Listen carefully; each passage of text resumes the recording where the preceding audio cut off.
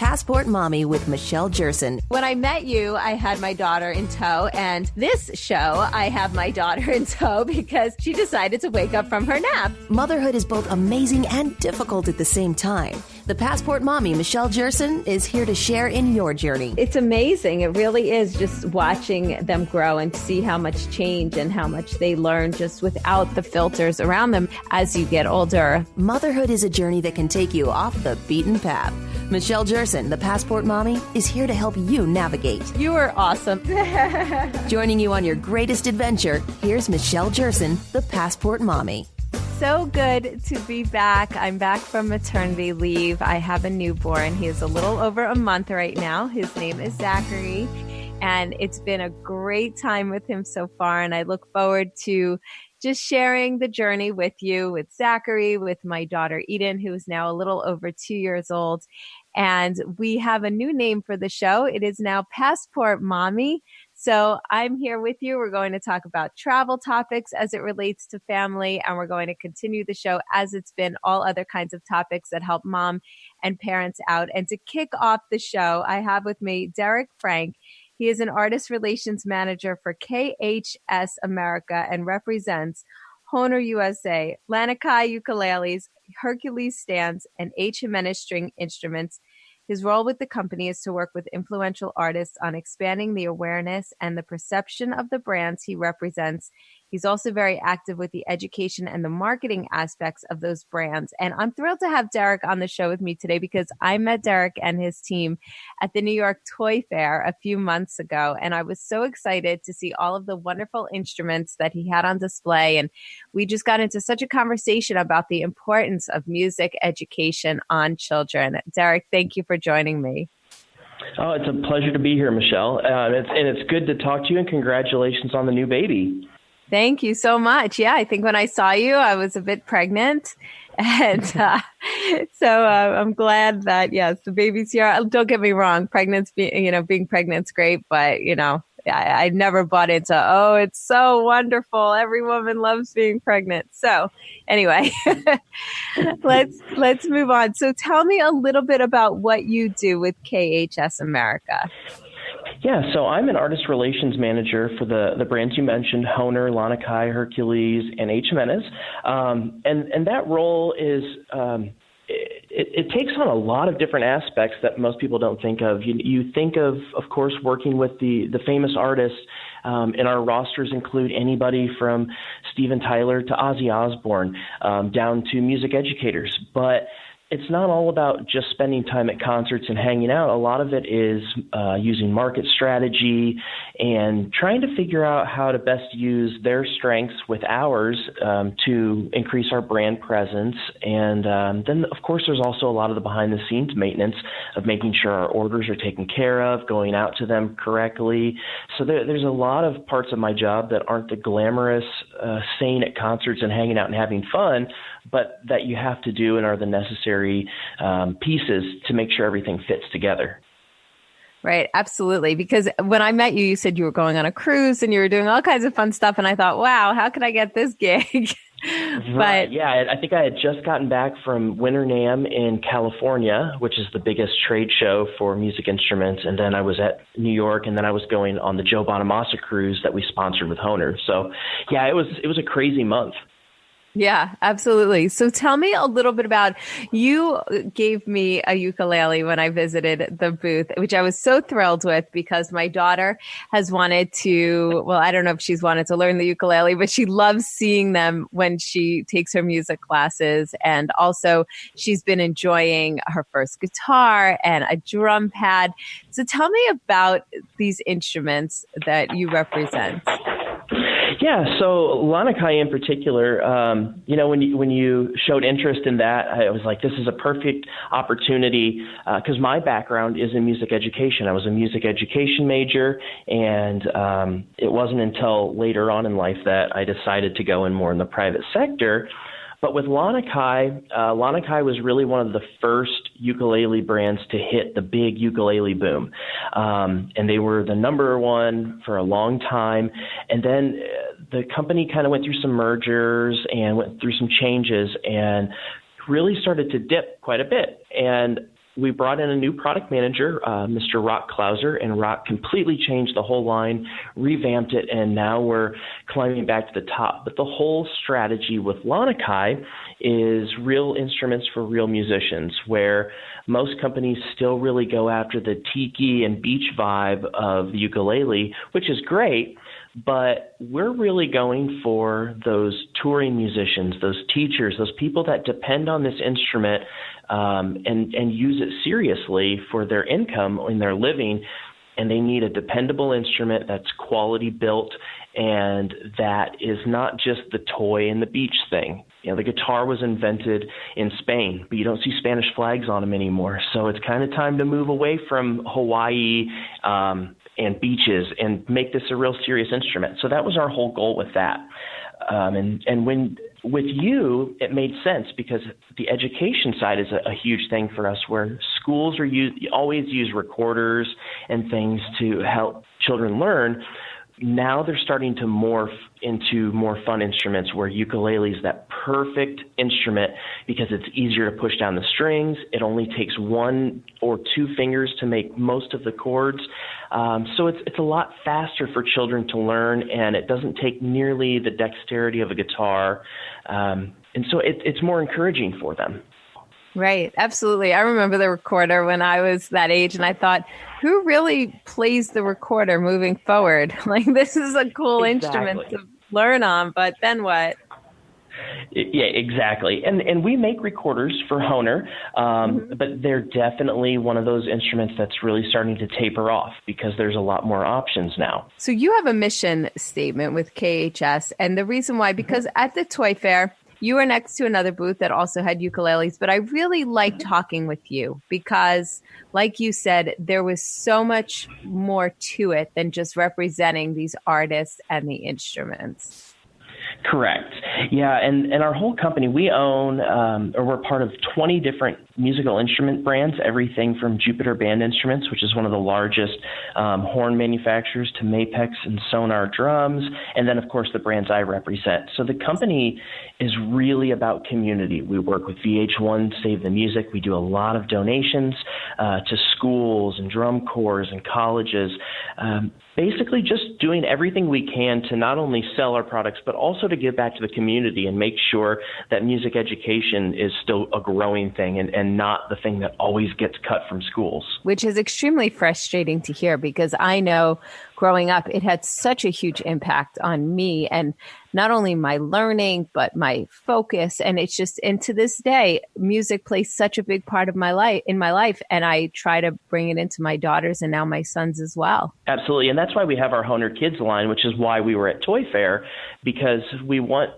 quality instruments that are actually tuned. There's so many companies out there that have what we call in the industry musical instrument shaped objects, which they look like an instrument, but they're not tuned. They're just a cheap imitation. We want children, even at a young age, that if they're going to play like a set of bells or a glockenspiel or a drum, that it has real tone, it has real pitch. So they're developing that ear and that feel, even when they think they're just playing. And I think that is what's really important. So tell me a little bit more about your mission statement. So you connect with the musician with their personal motivations and values. So our main part of our statement is the musician, the music educator, the music retailer, our shareholders, and our employees. And KHS really is all about that. It's not just a company that talks about it. I actually was a touring musician, and when I got the opportunity to come to the company, I was thinking, maybe this will be a 6-month thing. I won't like it, and I'll go back on the road. And I fell in love with the company, and now I've been here for over 2 years with no desire to go back on the road and be a touring musician. But the fact that we stand behind not only the educators that are using our product, but also the retailers that are the ones that are selling and servicing these products, it's a testament to what the company is truly about. A lot of companies are going to selling direct on Amazon and eBay. We don't do that. We rely on our dealers and our brick and mortars to still sell those products and be able to make that income for them as well. Right, which is great because then it makes them want to work with you, and it shares the values all throughout the company, and it transforms into all the people who are selling the instruments. So I want to talk to you further. I want to talk to you more about the education and how that's so important for children, and just more of the instruments that you work with, that if somebody's looking for their first instrument for their child, or not necessarily their first, but maybe they are an older child and they're looking to take on a music class of some sort. So we're going to speak to you more after the break, but tell me, where can people go for more information? If you look up KHS America, you can find all of our different brands, and that will give you links to all of our different sites. We also have Facebook pages for KHS America. We're actually based right outside of Nashville, Tennessee, in Mount Juliet, which is a great destination. So if anybody wants more info, we can get on the website, and it'll get you links to that, or they can contact you, and you can get them in touch with me. I love actually directly talking to consumers. Even though I'm an artist relations manager, my focus is still in that customer service world and making sure everybody that deals with our company has the best experience they can. I think you have the best job going for you right now. We're talking with Derek Frank from KHS Music. More coming up in a few. I'm Michelle Jerson. You're listening to Passport Mommy.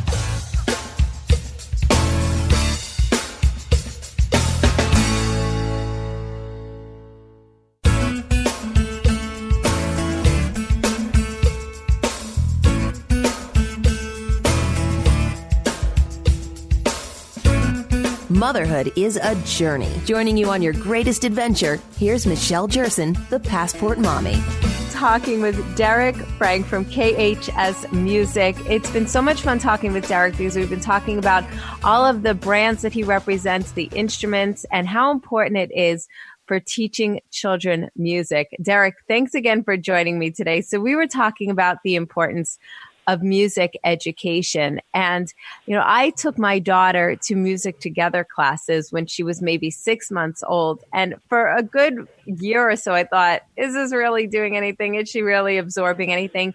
And then I saw the results and I knew it. Absolutely. And I still see how important music is to her in her life. If you make it fun for the kids, it's not work. But music studies have proven how much it improves brain functioning, how there's better test scores, better social functioning. Plus, it's an amazing outlet to have your kids busy. There's so many choices and so many video games and TV shows and sports.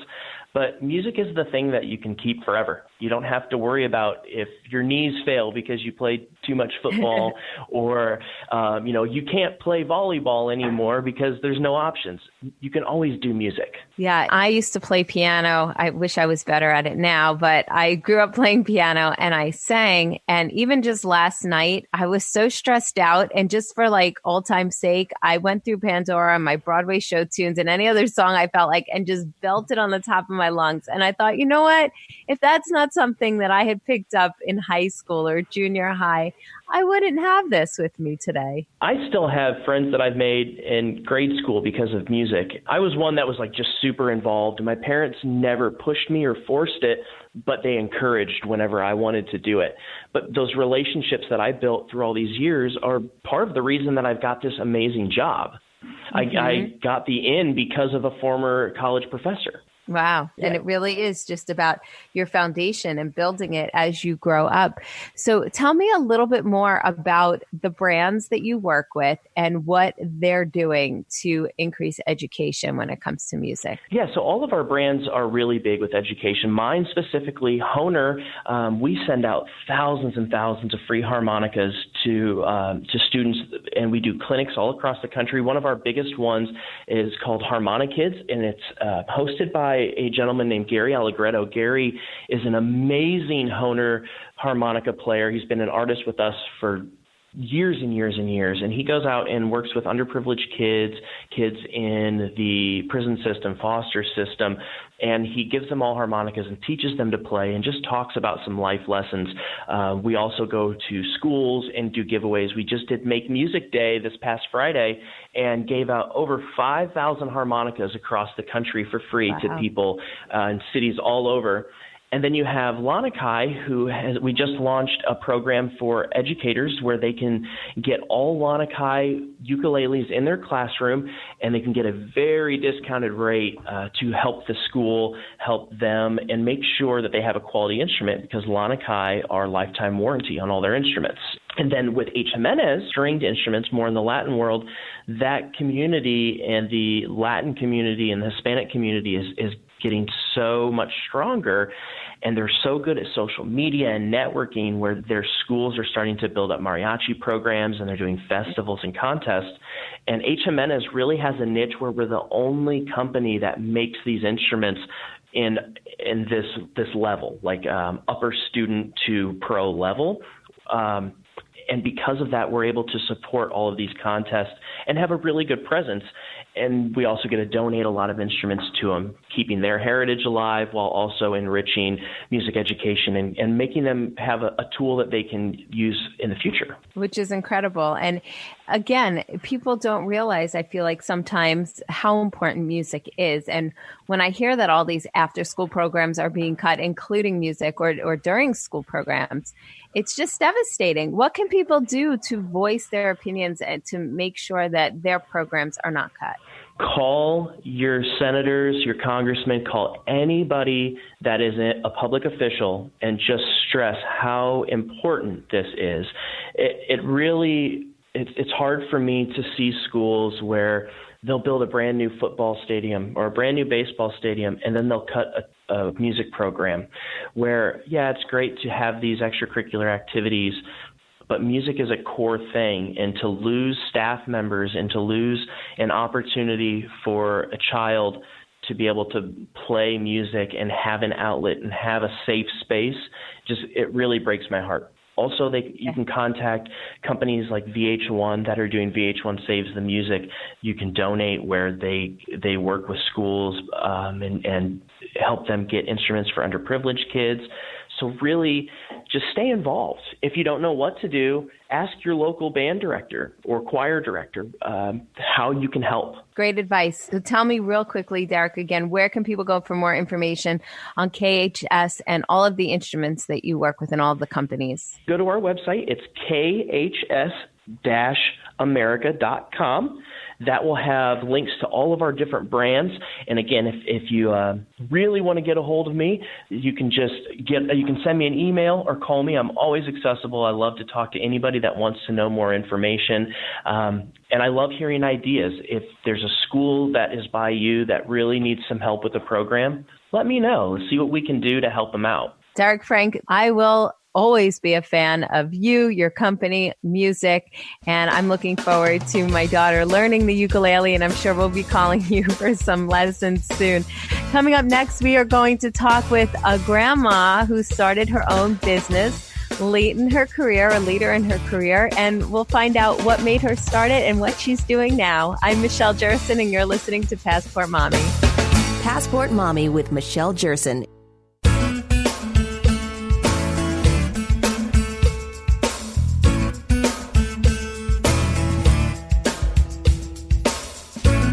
Motherhood is a journey. Joining you on your greatest adventure, here's Michelle Jerson, the Passport Mommy. I'm so happy to have with me Debra Kallinikos. She is the founder of Animal Packers. And you know how much I love to have women on the show who are entrepreneurs. And I love Debra's story because she is a grandma. She doesn't sound like a grandma. She sounds extremely young. Not to say that grandmas can't be young, but she has such an incredible story. And I'm thrilled to have her on the show. Debra, thank you for joining me. Well, thank you, Michelle. It's an honor to be here. You're welcome. So my daughter is a little over 2, and she just discovered the Elmo backpack, and she loves just putting backpacks on. It makes her, it's fun. It's fun to go to school in a backpack. So when I saw your Animal Packers, I thought, oh my gosh, these are adorable. Perfect gifts. Thank you. You're welcome. Your son, your daughter, your grandchild. So tell me a little bit about Animal Packers. Well, Animal Packers started in a way that I would have never guessed. I am an engineer, and I decided several years ago that I was kind of done. I was ready to just try something different. And my daughter already had my first grandchild. Olivia was about 18 months old, and my daughter realized she was pregnant with her second child. And she wanted to start teaching Olivia, to carry her own stuff. And she couldn't find, my daughter could not find a backpack that fit Olivia well. And I had, I just decided to retire and figure out what I wanted to do. And I just went and bought a sewing machine on a whim. and I started playing around with it and discovered that I could make stuff without patterns. And so I was just having fun playing with it when my daughter asked me to make a backpack to fit Olivia. And Olivia, 18 months old, very precocious, turns to me and said, "Nana, can you make me a lion?" So she wanted a lion. And it was so cute. I'm like, yeah, I used to draw when I was a little kid. And so that's kind of what started it all. That's incredible. I love businesses that start because you either see a need for something or you get inspired, and nothing like getting inspired by your own granddaughter. So tell me a little bit about the actual backpack and what designs it comes in and what sets it apart from some of these other backpacks out there. Okay, well, that's a really good question, and thank you so much for asking it. When I decided I didn't start pursuing the business right away after I made her the backpack and stuff. But when I decided to go see, is this scalable? Can this actually become a business? I thought, before I do that, I need to make sure how I actually want them to be. And I thought, okay, all moms need something washable. If you design it for a child, it has to be washable. Yes. So that to me was a necessity. The other thing, I needed it to be super lightweight. And I had already learned a ton about textiles just from playing around. So I was choosing fabrics that could make it really lightweight. And then I decided, if I'm going to do this, it needs to be ethically sourced, ethically made, and all of that. And so I kind of put together some criteria of how I wanted it to be manufactured. Mm-hmm. So that's one thing that sets it apart, is how we approached it in the very beginning. The characters are all characters that I drew when I was a child. And it's so funny because even my mother will say, "Oh, I remember that bear," or "Yeah, there's that monkey again," from a gajillion years ago. And so the backpacks are super lightweight. They're about 7 ounces each, and they are washable, and fully lined. So you can wash it as many times as you need to. And we even include a care bag inside. Oh, very cute. So a care bag that you put your backpack into, or that goes into the backpack? It's a laundry bag, basically. And the idea behind it is, when you buy stuff for your kids, then after about 6 months, you're like, wait a minute, can I wash this? I don't really remember. So I thought, if I design a laundry bag that has all the right colors and labeling and everything, and it sits in somebody's laundry room, they're going to go, "Oh yeah, I can wash that thing." Right. No, that's great. And it's just that extra level of protection that makes you feel comfortable when you are washing the backpack. Because I know I do like to throw in my bags too, especially when you get back from traveling maybe, or even just your kid going to school every day. And so that's really smart. I like that, because a lot of times I'm like, I hope I could put this in the washing machine. So tell me how you went from, I know what your inspiration was, but I think there are a lot of people who have these ideas and they want to do something, but they say, "Oh, it's out of my reach. I can't do it. It's too much. It's there's a million excuses." So how did you take that idea to reality and now to this business? That's that's such a hard question to answer, because in the midst of it, it's just so hard, But then you look back and it's like, oh, yeah, I did that. And how I did it is I just kept asking questions. And when I would find answers to the questions, but the answers would bring up other questions. And I just kept moving forward. So if anybody, they decide they want to do something like this, just keep moving forward. Just keep going, Yeah. And find the time. I don't have little ones to raise anymore. My children are grown. Right. I have no, that's now. Great. Yeah. Yes. So I think that's encouraging too for moms who may be newer moms who feel that they have all these ideas, but no time, that, you can have time in a few years. It doesn't have to be right now. Michelle, I totally agree. And that's just it. As an engineer, I believe you can have it all, but I truly don't think you can have it all at once. I mean, I just don't. Right. If you've got little kids and you feel like it's your mission to be there every day, then just do it without excuse. You know, that's your decision for your family. And if you feel like you need to work full time to support the family, then do it without excuse, because that's your decision for your family. Women, we feel so guilty about these things. And it's like, there's tons of time. Yeah, no, absolutely. I battle it every day. I think, okay, well, I know that I'm staying home right now with my children at the same time. I have this radio show at the same time. There's another business I'd like to do. And I feel that I'm being pulled in so many different directions, and it's tough, and we have to be more forgiving to ourselves. We do. And you have to forgive yourself. Exactly. You know, that's so funny. You and I sound like kindred spirits. Oh, we could go on and on. And then the best is, I'll just put this out there, when a certain husband says to you, well, your job is just to stay home with the kids and I work. And I think, do you have any idea what else is going on while I stay home with the kids? Any? I know. They think staying home is just sitting around. No. Right. Yeah. No. It's unreal. Well, anyway, let's get back to you and how successful you have made business. So the characters that you have, you started with the lion, and you mentioned a few others that are in the line now too. Well, the lion actually is not quite in the line, because to make it manufacturable, I had to change some of the design elements, but it is coming. The factory is working on some samples and stuff, but we started with a monkey, a bear, a bird, the dog, and the dog is our spokesperson. He's like the leader of the pack. He's very cute. He's our bestseller. And then we added a bat, a horse, and a bull.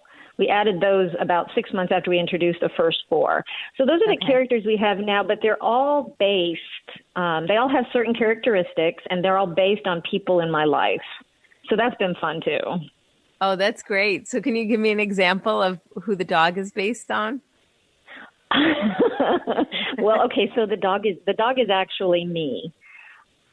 Okay. His characteristics and stuff. But the monkey, Nene Monkey, is based on my daughter. She's the mother of my 3 grandkids right now. But when she was a little girl, she just would do cartwheels and flips, and she was a trained gymnast and all that kind of stuff. But we just called her our Nene Monkey. So of course I had to name the monkey after her, you know? Right. And exactly. my son, who is a professional classical musician at this point, started the beatboxing thing when he was little, and he would drive everybody crazy with his noise making and all of that. You know, he was musical from day one. And I called him Booski. For some reason, that name just fit with all his musical stuff. So the bear is Booski Bear, named after him. That's great. Yeah. I love it. So you had mentioned before that the bags are lightweight. They're easy to carry. What can actually fit in each bag? That's a really good question. Pretty much anything you would need, like if you're going on an airplane adventure with your family, everything that the little one would need during the adventure, you know, snacks, a drink cup, change of clothes, diaper wipes, that kind of stuff if the child is little, and, you know, toys and games and things like that. They're designed to hold up to about 5 pounds, but that's really too much weight for a little body. You know, you want to probably keep it to 3 to 4 pounds for a little body, but they can hold more than that. What's interesting to me is, you know, these were designed for little kids, about 18 months up to about like age 6 or 7. But parents buy them for older kids to go on vacation because a tablet fits inside perfectly, and they're super soft because they're made of neoprene. So it's a way to protect the tablet too. Yeah, no, that's great. I like that they're made out of neoprene. And when you described what could fit in them, I thought that is so ideal, because I mentioned the backpack that my daughter uses now that she likes, and we're lucky if it fits her lunchbox in it, and that's about it. There's nothing else fitting in that backpack. Well, and I mean, I guess in defense of that backpack, you know, she's 2.5. You know, she's tiny. And it's so funny because when I started designing these, you know, and I'd talk to preschools and elementary schools, and they said, well, a folder has to fit inside. And I thought, okay, you know, that's easy to work around. But guess what? Office products are not designed for little bodies. So you either design the backpack to fit the office products or you design the backpack to fit the child. And I decided to design the backpacks to fit the child. You can fit folders in like the bear and the monkey designs. The folder's going to get crumpled at the top. It was one of those things that's like, gosh, if I expand that even a couple more inches, it's not going to fit their shoulders correctly. It's going to be just too big. Right. So, well, it's nice to know that you put in all of that time and thought to know exactly what can go in and exactly to what point. And so when somebody's buying one of these, they can be confident to know that it's going to fit the necessities of what, like you said, a 2.5-year-old or a 6-year-old may need for that particular time that they're using the backpack. Right. What my daughter does is all 3 of her kids pack their own backpack when they come spend the night with me.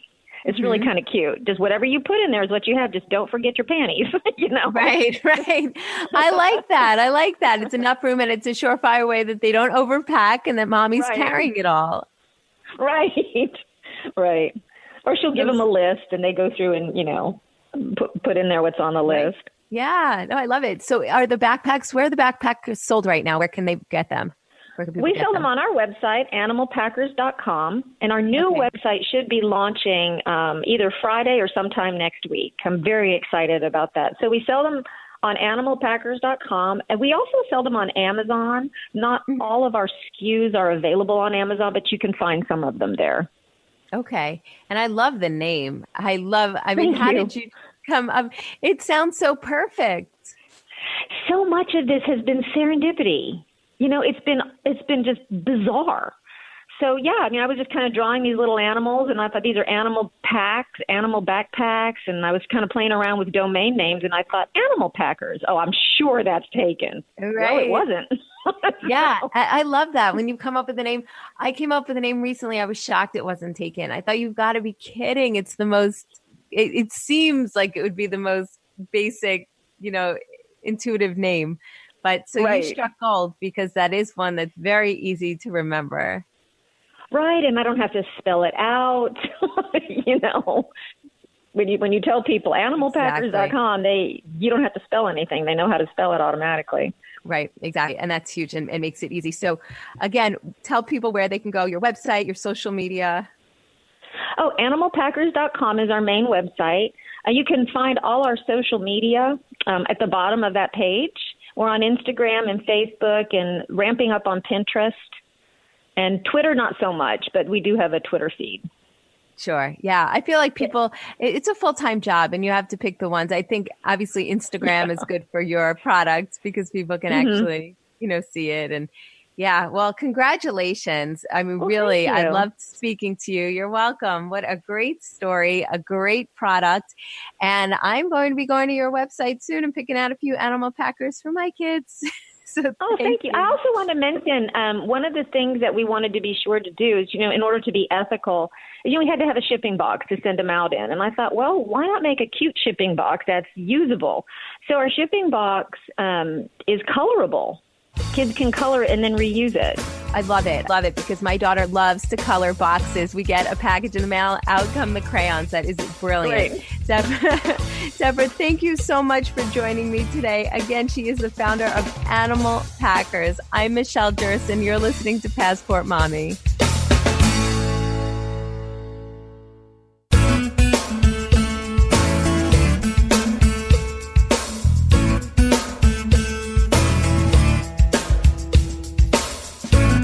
Motherhood is a journey. Joining you on your greatest adventure, here's Michelle Jerson, the Passport Mommy.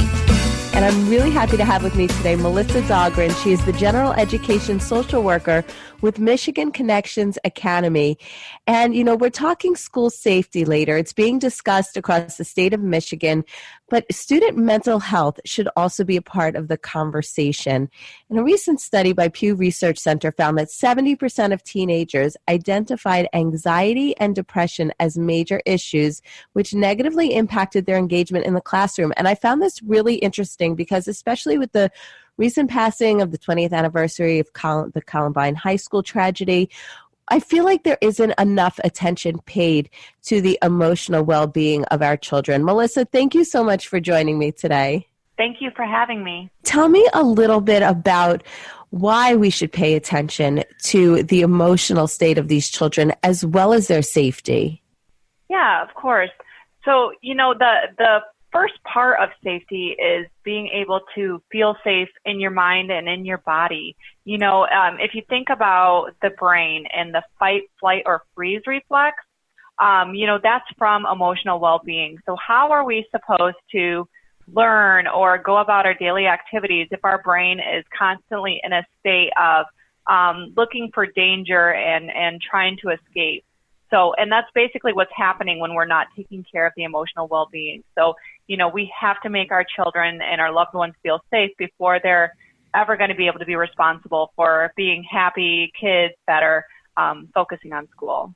Right. So I think a lot of parents, look, parenting is difficult and we want our children to be in the best mental state, but what kind of questions should we be asking them when it comes to mental health? Yeah. So one of the things that we do at Michigan Connections Academy is we host parent sessions to have conversations around that, and give parents ideas, and parents can give each other ideas in these sessions.